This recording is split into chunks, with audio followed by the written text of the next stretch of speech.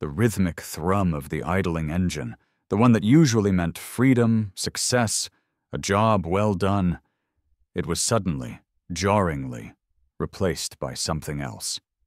A high-pitched, insistent whine that drilled into my skull.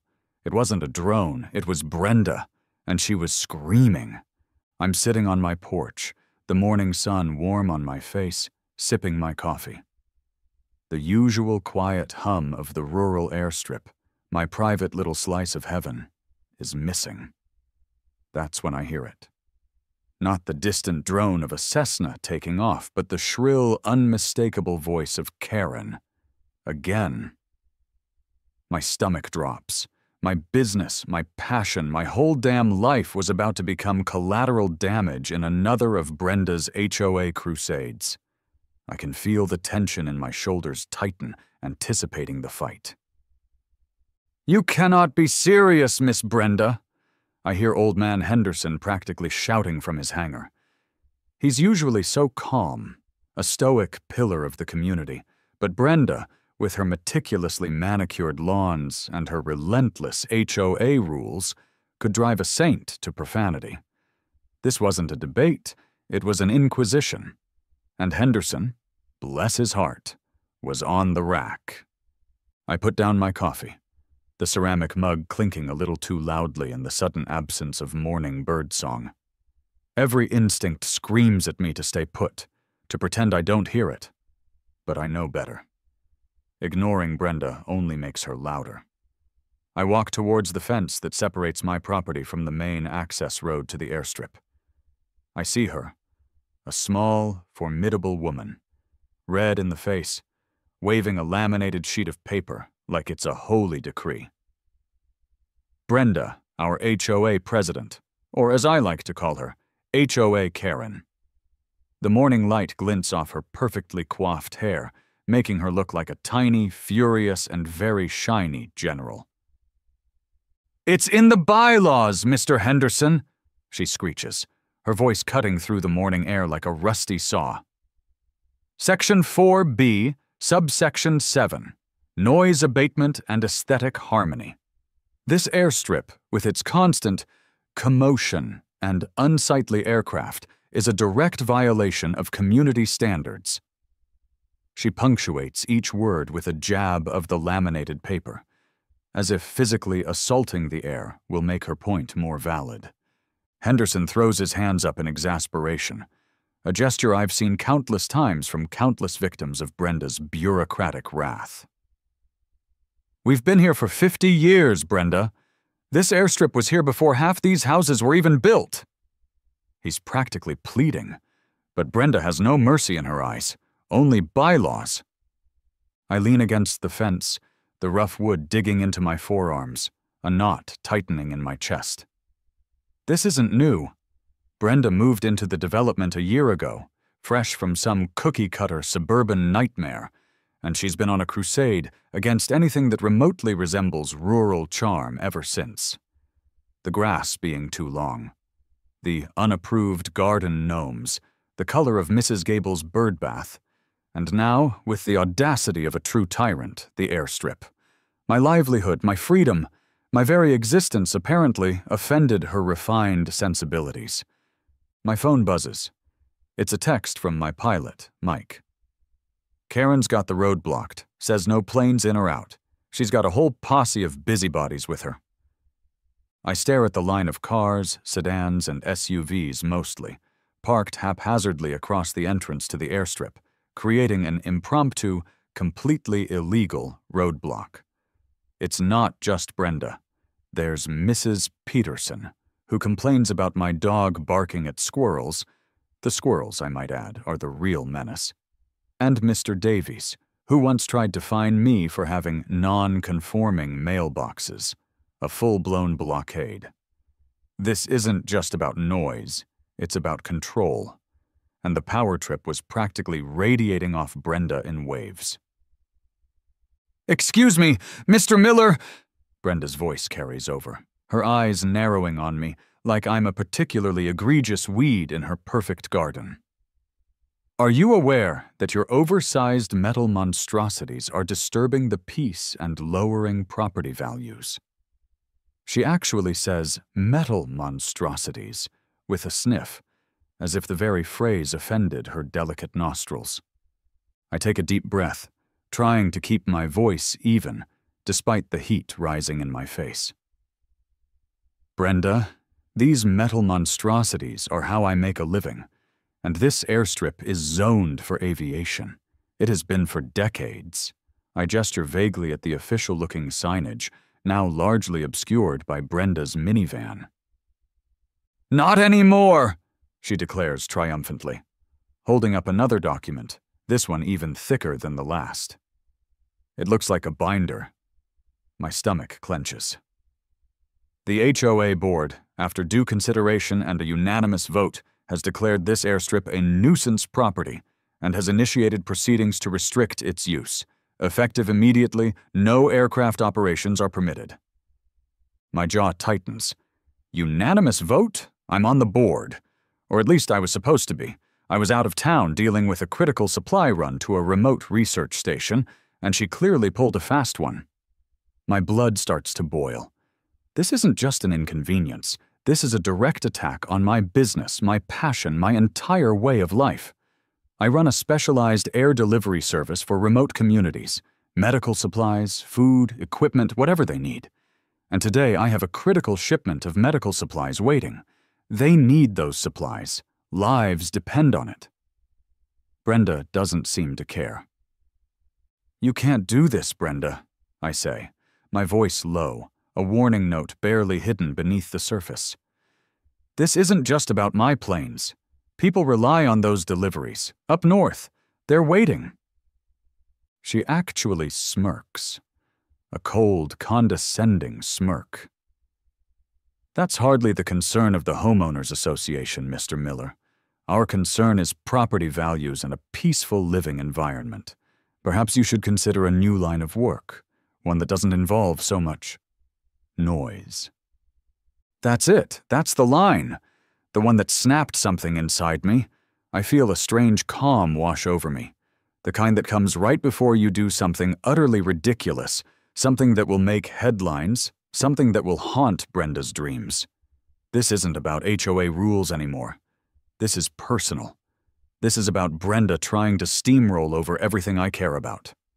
And I'm not going to let her. I pull out my phone and make a call, ignoring Brenda's continued pronouncements about bylaws and property values. Mike's still texting me, asking what we're going to do. "Boss? Any ideas?" They're dug in. "Don't worry, Mike," I mutter under my breath, already walking away. The plan forming in my head, crazy and brilliant and utterly absurd. We're going to get those supplies delivered, just not how Brenda expects. My voice is calm, but there's a glint in my eye that wasn't there before. A wild, defiant glint. I walk away from the fence, Brenda's voice fading into a triumphant squawk behind me. My mind is racing, adrenaline now pumping through my veins. Medical supplies. Needed. Now. The airstrip is blocked. My planes are grounded. Panic tries to set in, a cold hand squeezing my chest, but I push it down. I've faced worse in a storm over the Rockies, navigating treacherous winds and blinding blizzards. This is just a different kind of storm. A very, very suburban storm. I head straight for my workshop, a huge metal building tucked away behind my house, cleverly shielded from the main road by a stand of mature oak trees, and thankfully far from Brenda's prying eyes. Inside, the air smells of oil, metal, and adventure. Among the usual tools, spare parts, and the faint scent of aviation fuel sits my pride and joy, a meticulously maintained, privately owned C-130 Hercules. She's an old bird, a military surplus marvel I'd acquired years ago and lovingly restored. She's reliable, powerful, and very versatile. And crucially, she's registered to a holding company 1,000 miles away, far from any HOA jurisdiction. She's my secret weapon. I start pacing. the metallic tang of fear and excitement mixing in my mouth. How do I get supplies to a remote village when Karen has decided she's queen of the airspace?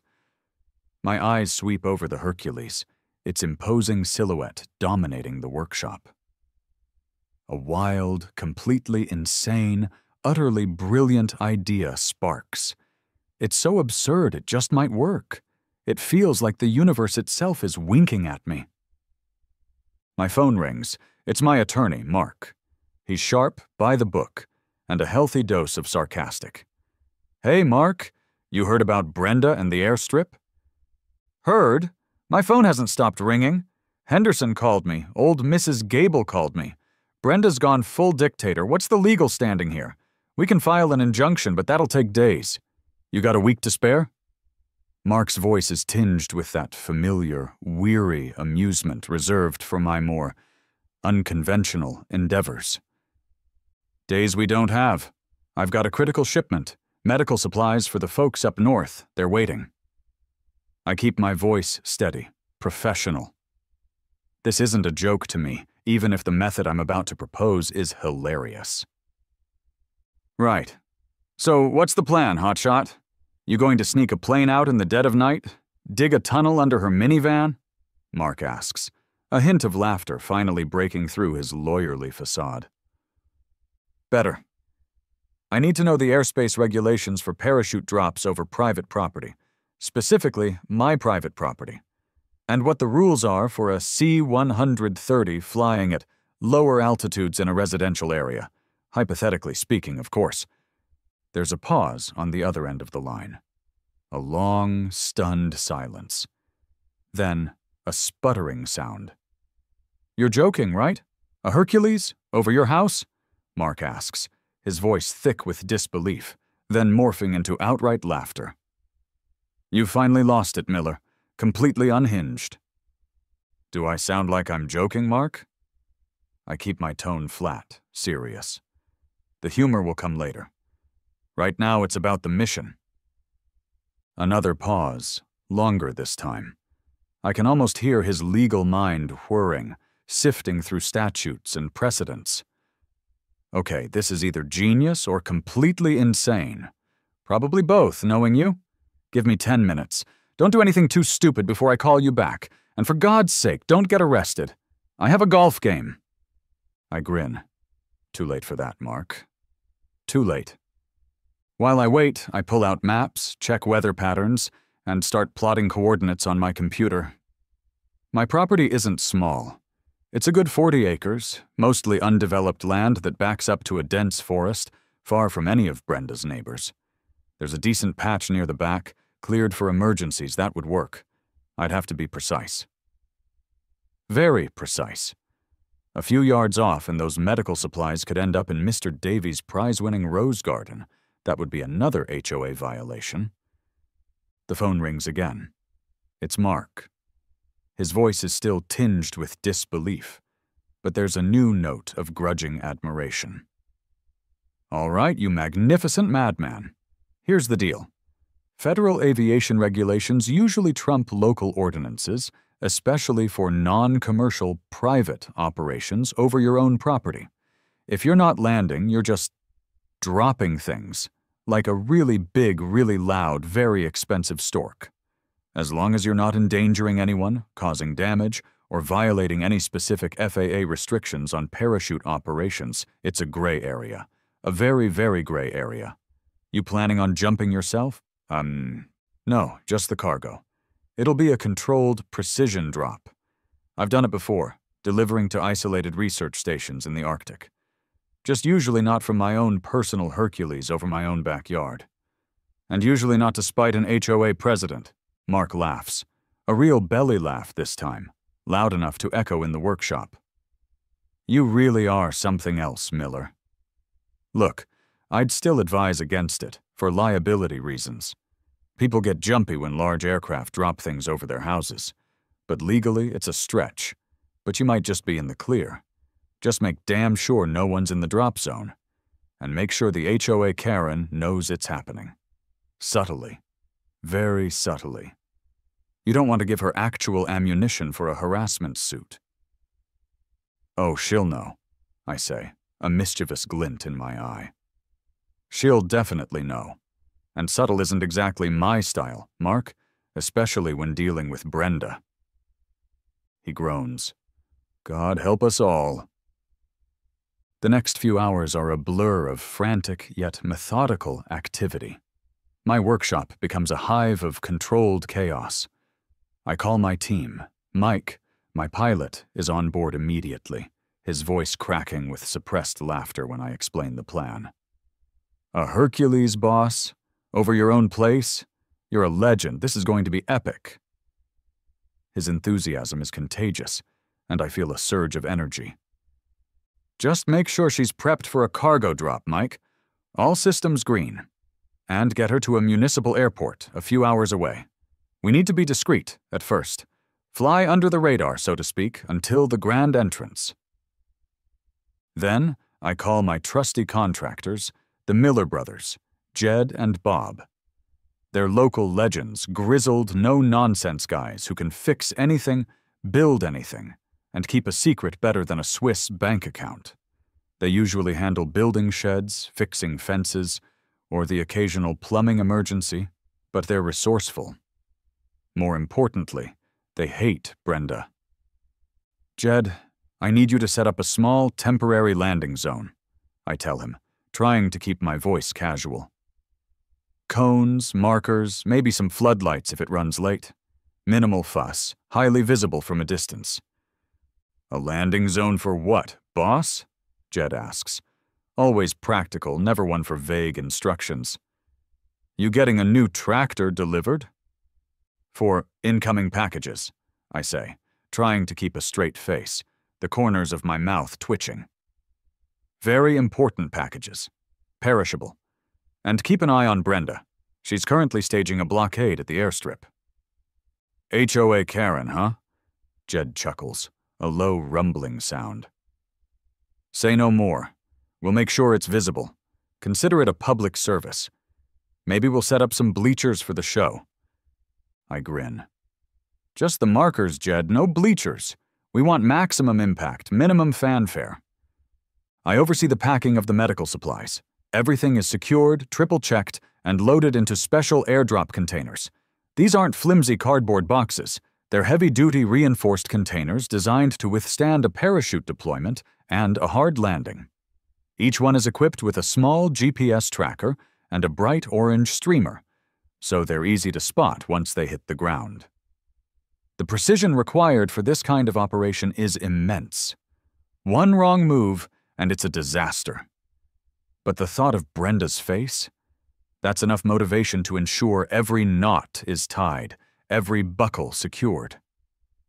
As the sun starts to dip, painting the western sky in hues of orange and purple, I get a call from Jed. Boss, the landing zone is ready, clear as a bell. And Brenda's still out there. She's got a picnic blanket, a thermos, and what looks like a stack of those ridiculously thick HOA newsletters. Looks like she's settling in for the long haul. She even brought her own folding chair. Perfect, I say, a slow, predatory smile spreading across my face. Just perfect. I head back to the perimeter fence. Brenda and her small army of sycophants are still there, looking smug, their lawn chairs set up like they're at a concert. A low-budget, very boring concert. They've even managed to attract a few curious onlookers, mostly neighbors who are secretly enjoying Brenda's public display of power. Still here, Mr. Miller? Brenda calls out, a triumphant sneer on her face, her voice amplified by the twilight. Just proving my point, aren't you? No planes in, no planes out. Order restored. The peace and quiet are simply divine. She takes a theatrical sip from her thermos, her eyes gleaming with self-satisfaction. Just admiring the peaceful environment, Brenda, I reply, my voice deceptively calm, almost contemplative. I even nod slowly, as if agreeing with her. It truly is serene. Almost too serene. Don't you think? She narrows her eyes, clearly suspicious. The bait is taken? What are you implying, Mr. Miller? Her voice is sharp, wary. Oh, nothing, I say, shrugging nonchalantly. Just that sometimes a little disruption can be a good thing. Keeps things interesting. Breaks up the monotony, you know? Prevents things from getting too stagnant. I wink, a deliberate, slow wink, then turn and walk away, leaving her to ponder my cryptic words. I don't look back, but I can almost feel the gears grinding in her mind, trying to decipher my meaning. She'll be stewing, I know it. And that's exactly what I want. I'm in the cockpit of the Hercules, sitting next to Mike. The roar of the engines is a symphony to my ears, a deep, powerful growl that vibrates through the very bones of the aircraft. This isn't a small plane. This is a leviathan of the skies, designed for heavy lifting and long hauls. We're high above the clouds, a tiny speck against the vast, star-dusted expanse of the evening sky. Below us, the lights of the town twinkle like scattered diamonds. Mike is meticulously checking his instruments, his face illuminated by the green glow of the dials. All right, boss. Target coordinates locked. ETA to drop zone. 4 minutes. His voice is calm, professional, but I can hear the suppressed excitement, the thrill of the unconventional bubbling beneath the surface. Perfect, I confirm, my heart thumping a steady rhythm against my ribs, a drumbeat of anticipation. This is it, the moment of truth. The moment Brenda's carefully constructed world of bylaws and arbitrary rules collides with the unyielding reality of federal airspace and a man with a very big plane. The atmosphere in the cockpit is a blend of focused professionalism and contained excitement. We both know this is unorthodox, unprecedented, probably going to be a massive headache with lawyers and local authorities, but we also know the importance of those supplies. The Hercules is a beast, a beautiful, powerful beast, and she purrs like a contented cat, vibrating with controlled energy. Remember, Mike, precision is everything, I say, though I know he's already on it. He's the best pilot I know. Tight loop, clean drop. We want it right on the money. No missed targets, no collateral damage to prize-winning petunias. Roger that, boss. You got it. Don't worry, those medical supplies are going to land softer than a feather. He winks, his eyes glinting in the cockpit's dim light. I pull out my satellite phone and send a quick, anonymous text to a local news tip line. Unexpected aerial delivery tonight over my town name at approximate time. Something big is happening. Suggest you point your cameras skyward. Then I switch it off and toss it onto the console. Let the rumors fly. Let the local news scramble for a scoop. This isn't just a delivery, it's a spectacle. Below us, I imagine Brenda, still smugly sitting on her picnic blanket, thermos in hand, basking in her perceived victory. She thinks she's won. She thinks she's grounded me, clipped my wings, reduced me to a mere common citizen bound by her arbitrary rules. She has no idea what's coming. The sheer, unadulterated shock is going to be magnificent. I look out the window, down at the patchwork quilt of lights that is our little town. The air is crisp, the sky clear, ideal conditions. The thought of Brenda's reaction makes me chuckle. A low, satisfied sound that gets lost in the hum of the engines. This isn't just about delivering supplies. It's about sending a message. A very loud, very clear message that says, "You mess with me, Brenda, and I'll mess with your sense of order and control." "Approaching drop zone," Mike announces, his voice steady, pulling me from my reverie. "Opening cargo bay doors." A low hum vibrates through the plane as the massive doors in the rear begin to open, slowly at first, then fully retracting, revealing the empty space within the cargo hold, and beyond it, the darkening world below. A blast of cold air rushes in, carrying the clean, sharp scent of jet fuel and open sky. It's exhilarating, the raw power of the aircraft thrumming beneath me. My eyes are fixed on the small screen displaying the ground image from our targeting system. I can see the outline of my property, the faint glow of Jed's temporary markers, a precise illuminated square in the dark expanse of my backyard. And yes, I can even make out a cluster of small lights near the airstrip entrance. That would be Brenda's little gathering, her little dominion of discomfort. I take a deep breath. This is it. No turning back now. The plan is in motion. "Mark on target," Mike says, his voice cutting through the roar of the engines, calm and precise. 3, 2, 1, release. With a satisfying mechanical thud, a sound that vibrates through the floor beneath my feet, the 4 cargo containers, each suspended beneath its own brilliant white parachute, detach from the Hercules. I watch them fall away, tumbling for a split second before the chutes blossom open, perfect white circles against the twilight sky. They drift, slow and steady like giant, ethereal jellyfish, towards the designated drop zone on my property. My heart is pounding, but a triumphant smile stretches across my face. I can't see Brenda directly, not from this altitude, but I can almost feel her confusion, her sudden, dawning horror from thousands of feet up.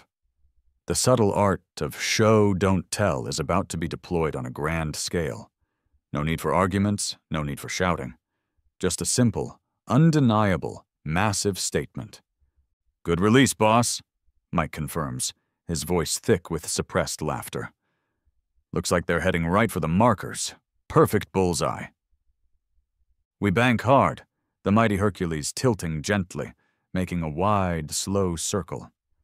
I want to make sure the message is received.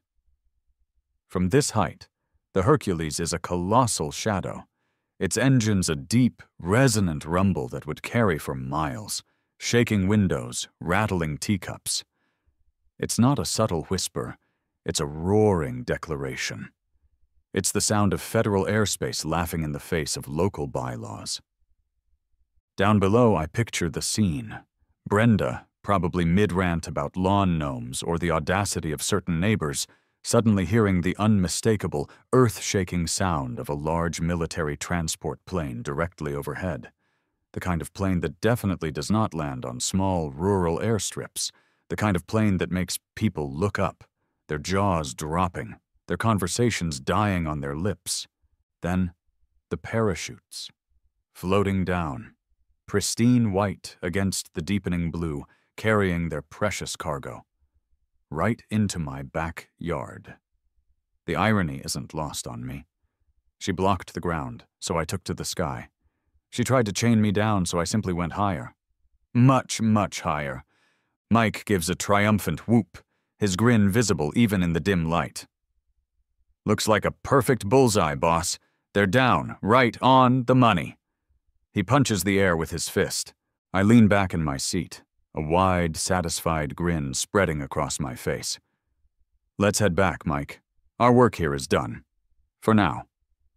As we turn away, the Hercules leaving a powerful echo in its wake, I imagine the stunned silence below. Then, the frantic phone calls. The outrage.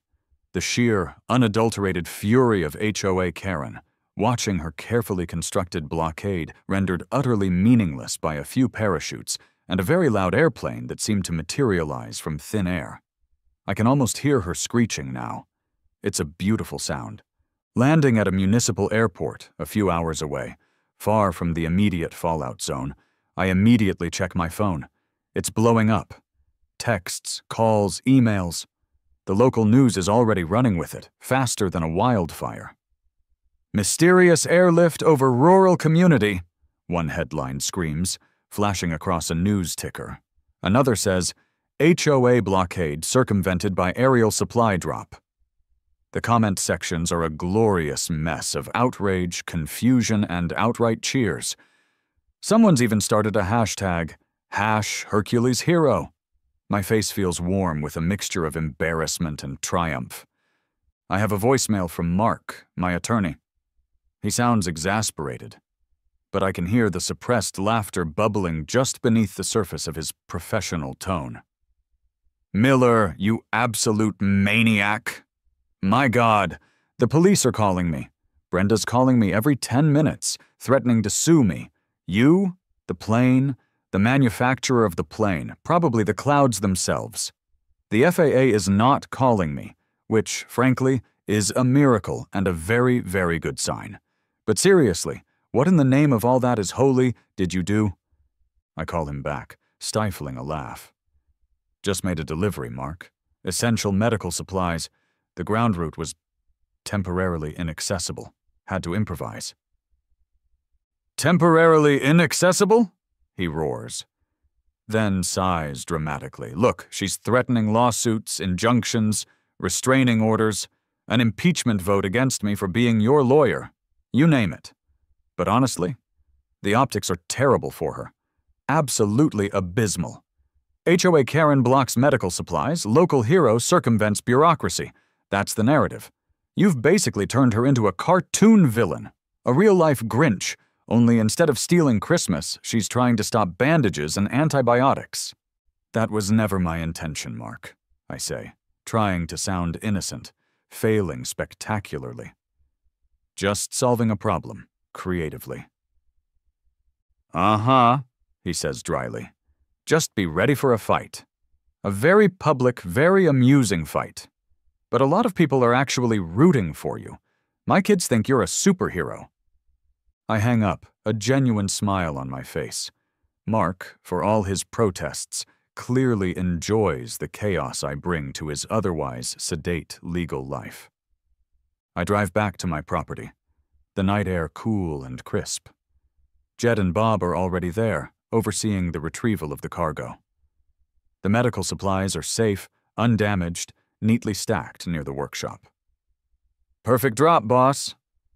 Jed grins, wiping grease from his hands with a rag. You should have seen Brenda's face.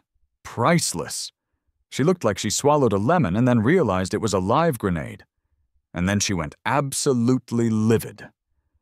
Livid doesn't even begin to cover it, Bob adds, shaking his head with a chuckle.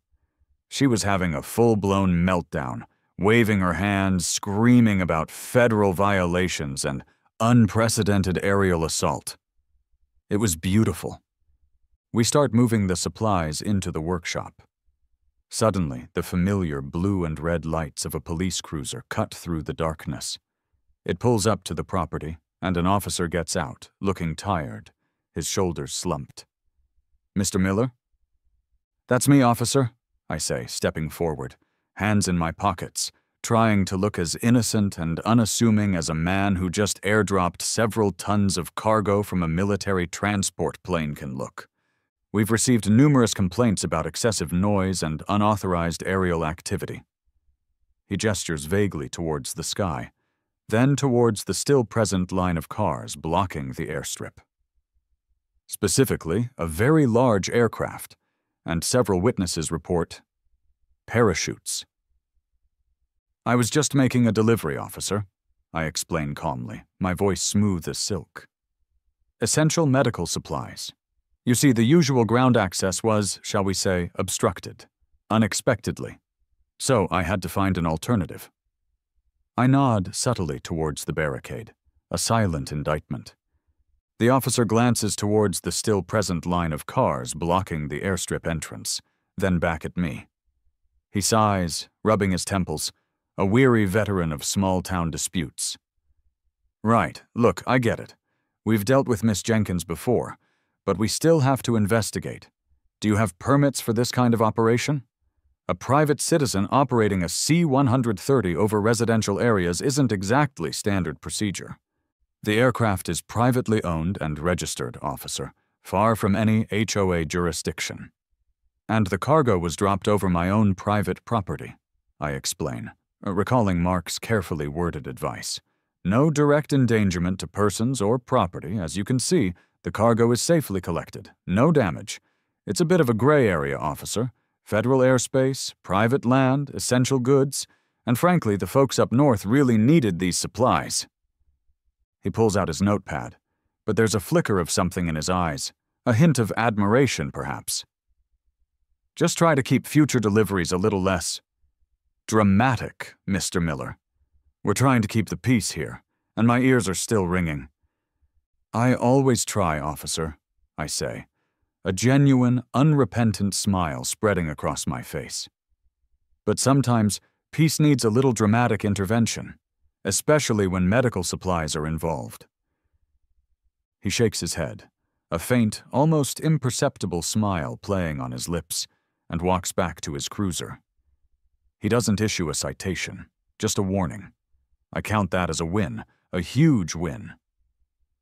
Later that night, I'm back on my porch, enjoying the quiet. The crickets are chirping, the distant hoot of an owl breaks the silence. My phone buzzes again.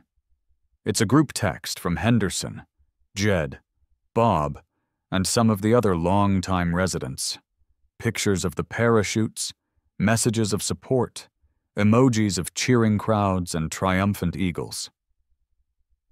"Best damn delivery I've ever seen, Miller! You showed her," Henderson texts, followed by a string of laughing emojis. "Karen's already packing her car. She says she needs a change of scenery. LOL. That one's from Jed. My smile widens. A change of scenery. I like the sound of that. I lean back, the cool night air washing over me, the sweet taste of victory lingering. The Hercules is safely tucked away. The medical supplies are delivered. And Brenda, well, Brenda learned a valuable lesson. You can block a road, but you can't block the sky. And sometimes the most effective way to solve a problem is to go completely, hilariously, over their heads. The faint scent of jet fuel still lingers in the air, mixing with the damp earth and the sweet smell of pine. It smells like victory. And maybe, just maybe, I've just set a new precedent for HOA disputes. A precedent that will likely be talked about for years to come.